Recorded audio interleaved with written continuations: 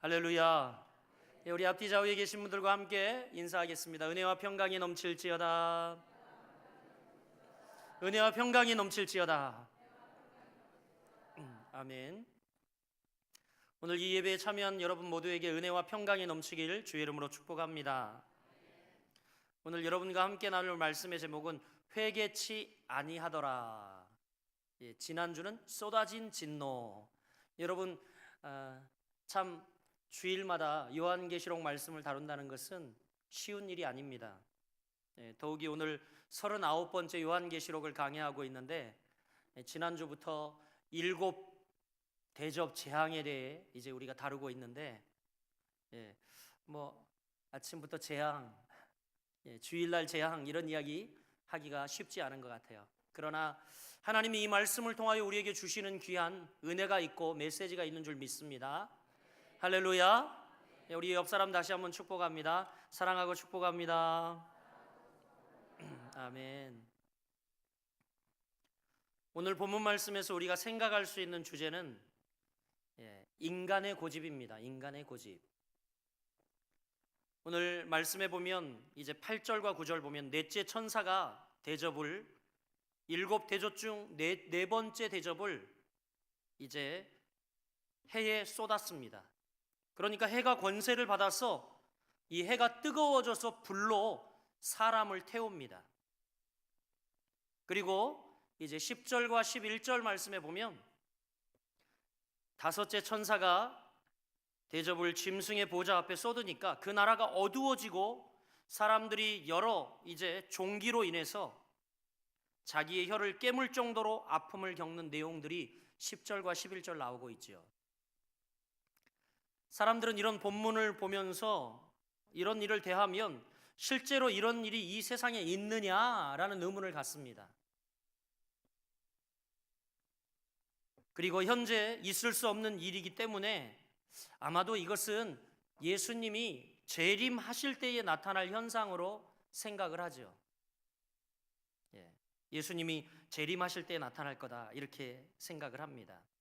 하지만 오늘 저는 본문과 같이 이렇게 이런 현상이 나타나고 있는 것이 실제냐 아니면 아니냐 생각하기보다는 이런 엄청난 일들이 일어나고 있음에도 불구하고 하나님에 대한 인간들의 반응이 어떻게 나타나고 있는가 거기에 초점을 맞춰 오늘 본문을 봐야 된다고 생각합니다.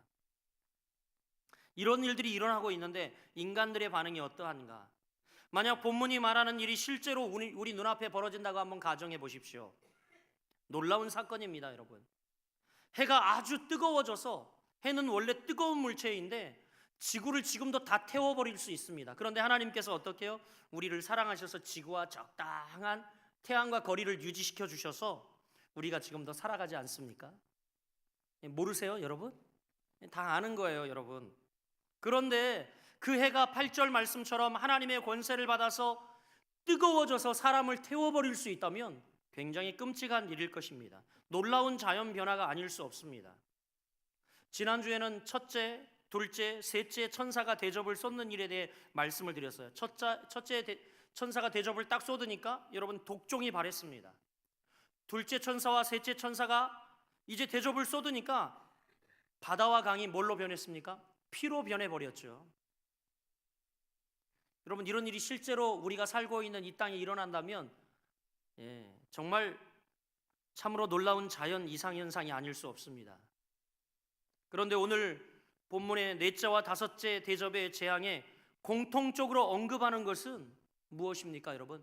그 놀라운 일 속에서도 인간은 회개하지 아니하고 하나님의 이름을 비방하고 있다라는 겁니다. 오늘 여러분 우리가 읽은 본문 보니까 9절과 11절 말씀 이제 네 번째 대접이 쏟아지고 다섯 번째 대접이 쏟아져서 이런 재앙이 임하는데 공통적으로 기록된 말씀이 있어요. 그게 뭡니까? 인간이 회개치 않았더라 라는 거죠. 이것은 바로 인간의 완악함이고 고집입니다, 여러분. 우리 인간이 얼마나 완악한지 얼마나 고집스러운지 그것을 보여주고 있는 거죠. 오늘 여러분께 먼저 말씀드리고 싶은 것은 우리의 완악함, 인간의 완악함입니다. 우리 한번 저와 같이 가슴에 손을 얹고 고백해 봅시다. 나는 완악합니다. 아멘. 정말 그래요, 여러분. 우리는 얼마나 완악한지 모릅니다. 해가 사람을 태워 죽이는 것을 눈앞에 보여준다 해도 인간은 회개하지 않을 정도로 완악하다라는 것을 실제적으로 보여주고 있죠. 우리는 이것을 바로 애굽의 바로 왕을 통해서 확인합니다. 이스라엘 백성들이 출애굽할 때에 이 애굽에 10가지 재앙이 내렸어요. 그런데 한 가지 한 가지 재앙이 놀라울 수밖에 없는 엄청난 일들입니다, 여러분. 그렇잖아요. 이 10개의 재앙이 다 놀라울 수밖에 없는 엄청난 일들입니다. 그런데 이 재앙 10가지가 거듭되었음에도 불구하고 바로는 절대 완악하여 하나님 앞에 굴복하지 않습니다. 비록 나중에 이제 10번째 재앙인 장자 재앙으로 인해서 더 이상 견딜 수가 없었던 바로가 이스라엘을 내보내긴 하지만 결국은 다시 완악해져서 이스라엘을 추격하여 그들을 전멸시키라는 명을 내려 이제 애굽 군대가 이스라엘을 뒤쫓도록 명하죠. 이것은 바로 하나님에게 바로가 굴복하지 않았음을 보여주고 있는 말씀입니다. 결국 이 재앙을 통해서 증명된 것은 하나님의 놀라운 기적과 역사, 그런 것도 중요하지만 결국 이 재앙, 10가지 재앙을 통해서 보여주는 것은 뭐냐면 인간의 완악함을 보여줍니다. 인간의 완악함.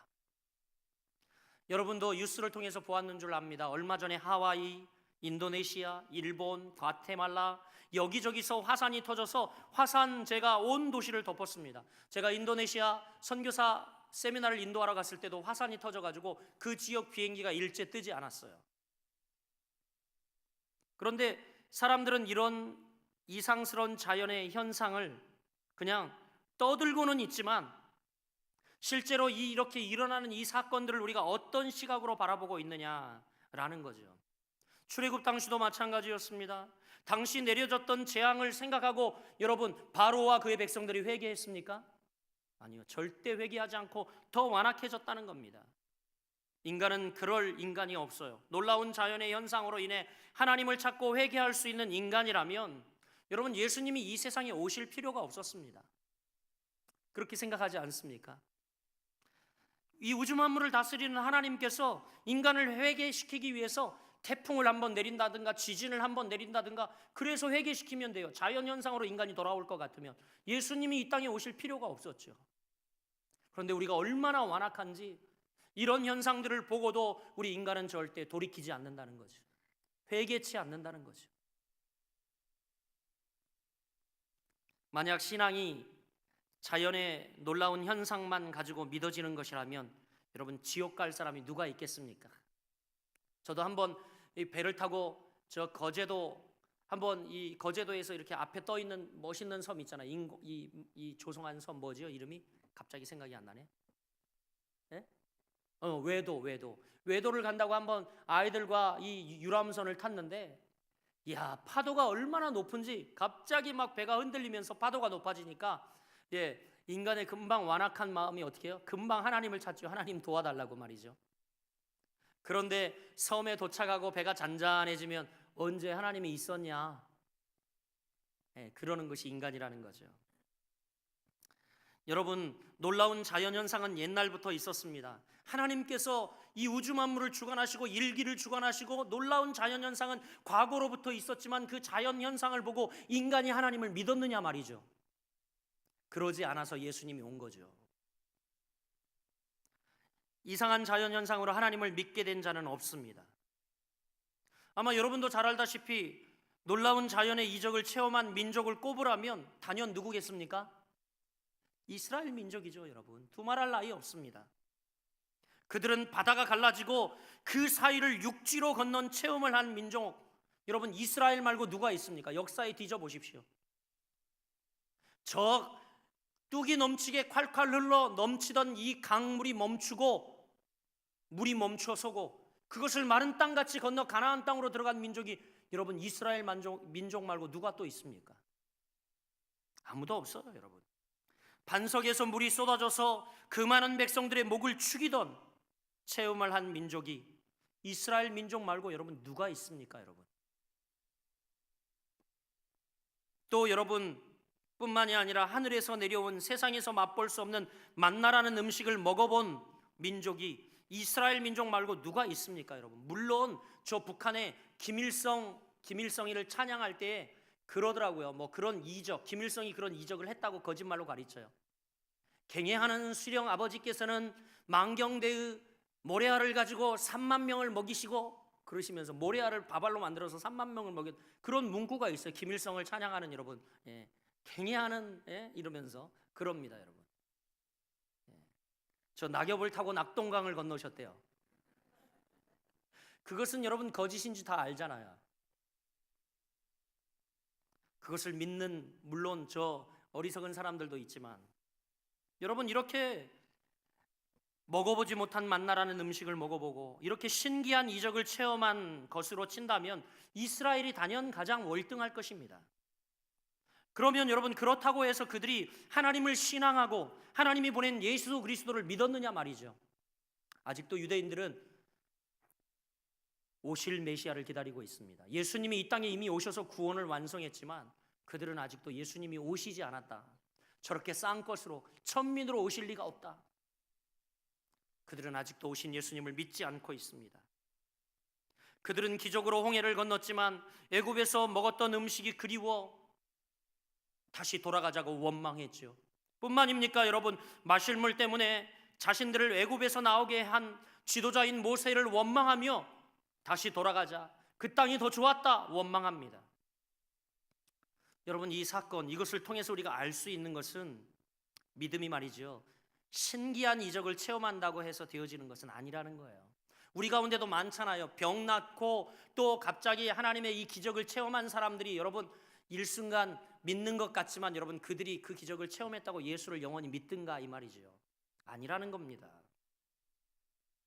신기한 이적을 체험하면 당장 믿음이 생길 것 같고 조그만 재앙에도 회개할 수 있는 것 같은 생각이 들지는 모르겠지만 인간은 그렇게 호락호락한 존재가 아닙니다. 옆 사람에게 이야기해 봅니다. 나는 그렇게 호락호락한 존재가 아니야. 얼마나 단단한지, 얼마나 자기 고집이 센지, 호락호락한 존재가 아니더라고요, 여러분.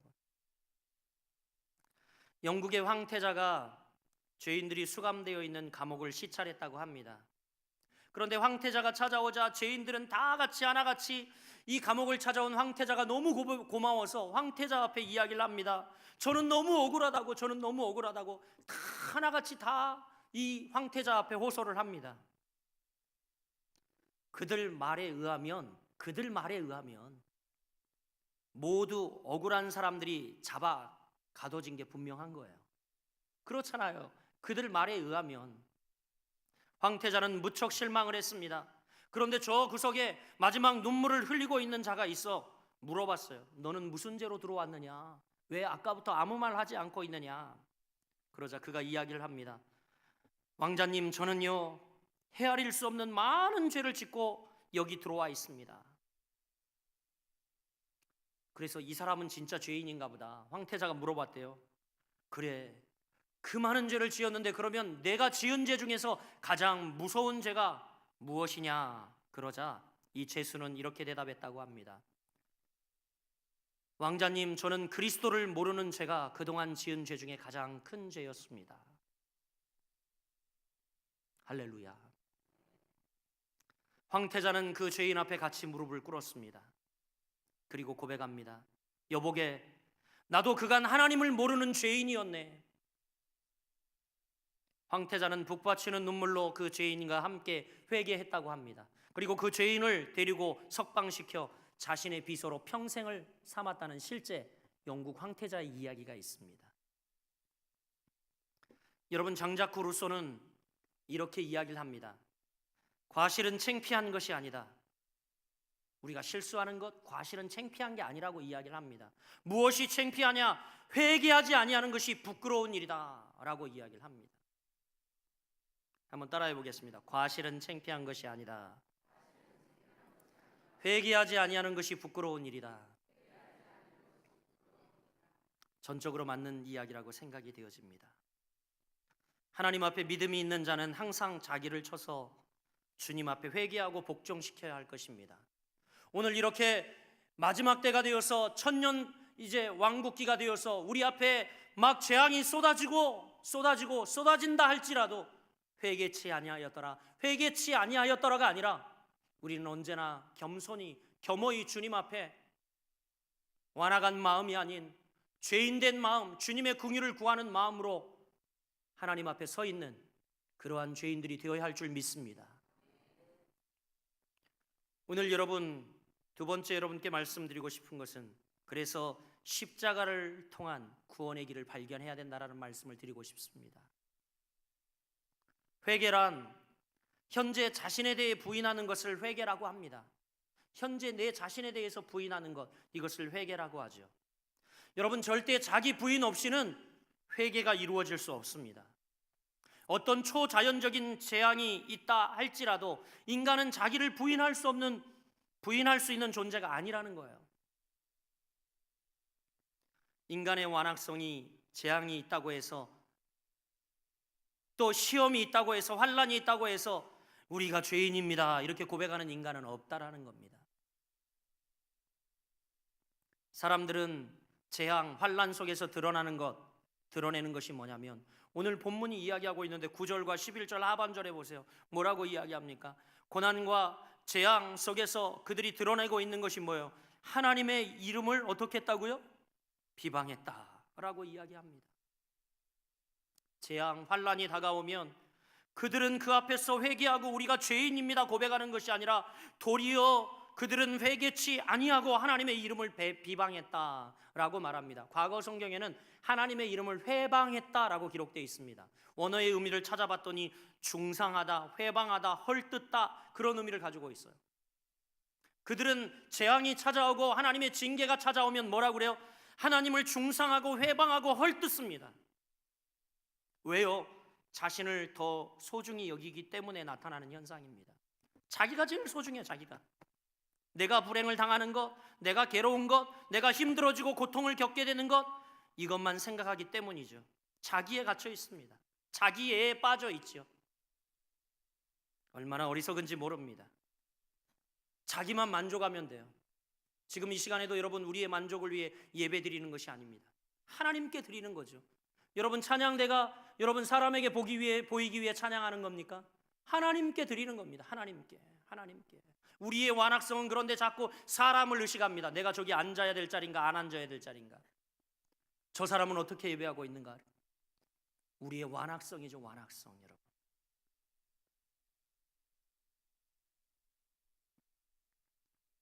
그렇습니다.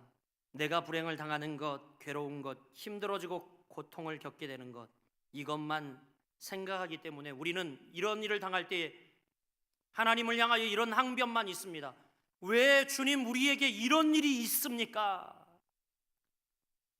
여러분, 이러한 인간에게는요, 회개란 있을 수가 없습니다. 재앙 속에서 주님의 고난과 고통을 생각하는 것이 아니라 자신의 고통에만 관심을 두기 때문에 회개치 않게 됩니다. 자신의 고통, 자기의, 자기 자존심, 자기 기만, 자기가 신이죠. 하나님을 앉혀놓은 것 같지만 자기가 왕이에요. 결국 이렇게 볼 때 하나님이 세상의 진노의 대접을 쏟으신 것은 사람들로 하여금 회개시키기 위해서 재앙을 쏟아놓으시는 것이 아니라는 거예요. 세상이 얼마나 완악한가를 드러내기 위해서 하나님은 세상을 심판하시고 세상에 재앙을 두셨어요. 성경을 계속 읽어보세요. 세상을 심판하시기 위해, 그것이 궁극적인 목적이 아니었어요. 뭐라고 이야기합니까? 노아의 심판도 보면 그들이 얼마나 완악한가 보시고 한탄하시고 라고 이야기를 하고 있어요. 완악함. 여러분, 애굽의 재앙에서도 나타나는 것은 인간의 완악함이었죠.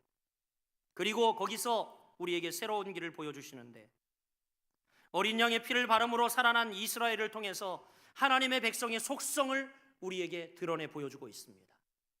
하나님의 백성의 속성은 이렇게 인간의 완악함 속에 묶여 있어서는 안 된다는 거죠. 어린 양이 우리를 대신해서 죽어 그 피를 바른 이들만 구원을 얻고 새 삶을 살았듯이 말이죠. 자신의 힘을 믿는 것이 아니라 어린 양의 피를 믿는 것, 이것이 하나님 백성의 모습입니다. 우리는 힘든 일이 생기면 쉽게 하나님을 원망합니다. 모든 권세가 하나님께 있음을 깨닫고 하나님께 하신 일이 하나님께서 하신 이 일에 굴복하는 것이 아니라 우리는 모든 어려운 일들이 있고 고민이 있고 힘든 일이 생기면 하나님을 향하여 항변하죠. 왜 이렇게 하십니까? 하나님의 권세에 도전합니다. 그런 우리들 앞에 하나님은 누구를 세우셨냐면 따라해 봅니다. 예수님. 그런 우리들 앞에 예수님을 세우셨어요. 이런 징계와 이런 환난과 이런 재앙 앞에서 하나님 왜 이렇습니까? 라고 항변하는 우리를 위해 예수님을 세우셨어요.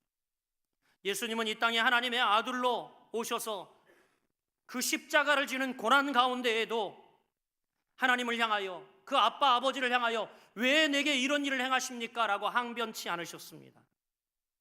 그저 하나님의 아들로서 하나님 뜻에 온전히 순종하는 순종의 모습만 우리에게 보입니다. 그 증거가 뭐였습니까, 여러분? 누구도 지기 힘든 그 십자가를 아무 말 없이 묵묵히 지셨다는 겁니다. 할렐루야. 십자가는 주님의 고난만이 아니라 순종의 현장이었습니다. 따라서 우리는 자신의 고통 안에서 십자가를 바라볼 때에 주님의 순종을 바라봐야 하는 것이 맞습니다.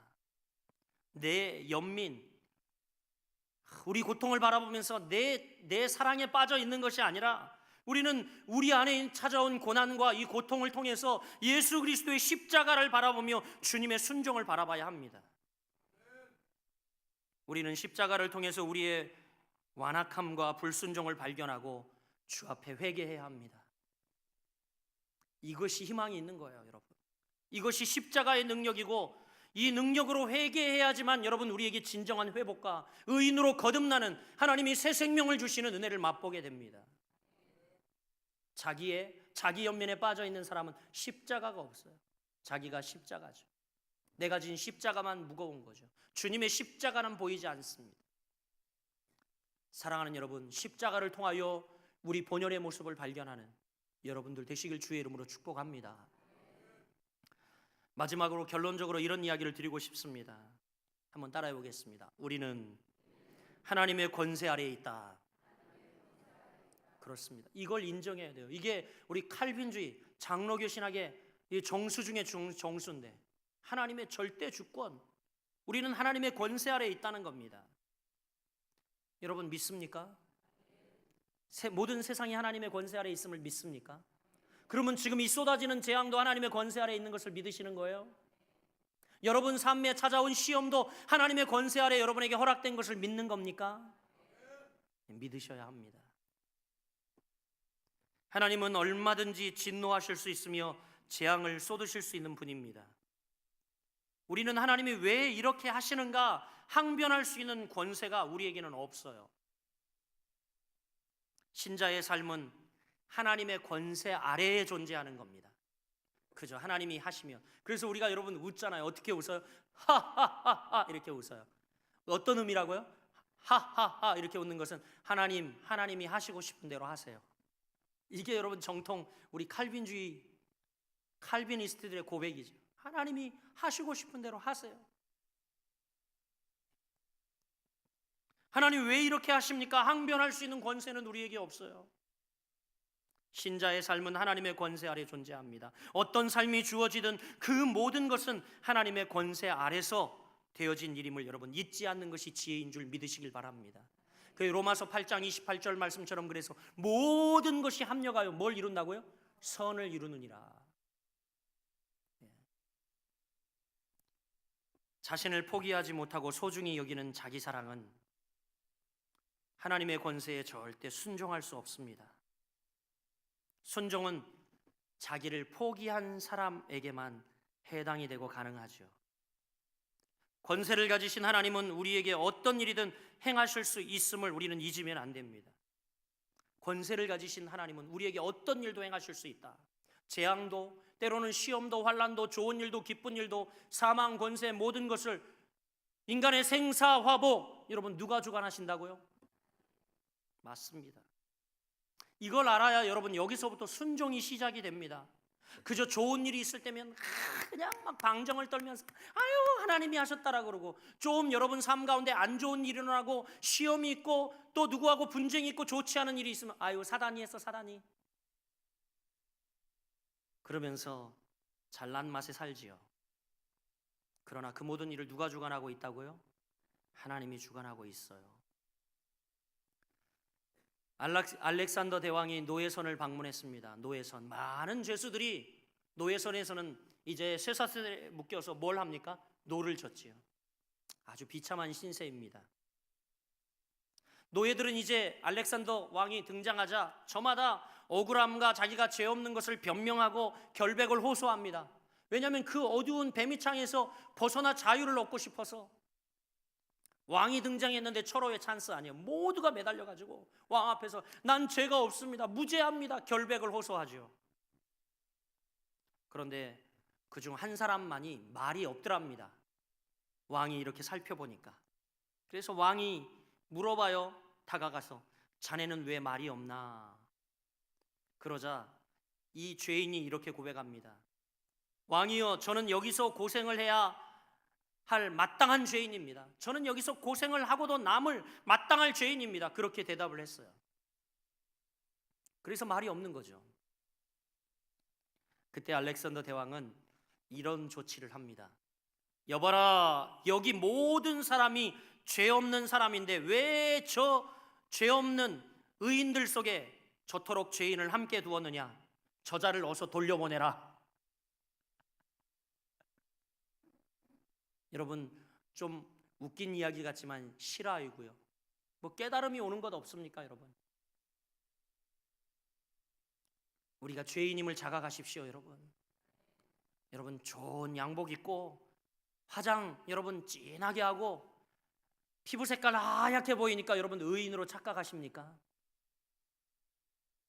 그 안에 숨어 있고 포장되어 있는 우리의 모습, 우리가 죄인임을 자각할 때 여러분 피할 길이 열리는 줄 믿으시길 바랍니다.